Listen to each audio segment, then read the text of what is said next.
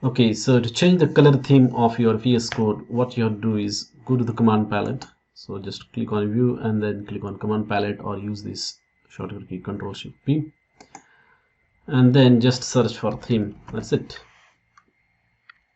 So here you can see there is a option to select this color theme settings. So just click on that, and down here you can select different color themes. So there are two categories here. There is a light themes and there is a dark theme. So the theme that you see right now that I'm using is the dark theme. As you can see, it is highlighted. It is dark plus default. So this is the default theme of the VS Code.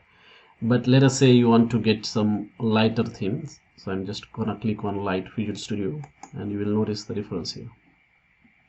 So this is how the light theme looks like. It is just like a Visual Studio, Microsoft Visual Studio editor theme, but there are other themes as well. So if you go to command palette once again, then you have to click on color theme once again, and you will notice there are other themes as well, like light plus, quiet light, solarized light, abyss, then Kimby dark, monokai, red, etc. So depending upon your preference, you can select any of that, but I like to have the default theme, so I'm just gonna click on default dark. That's it.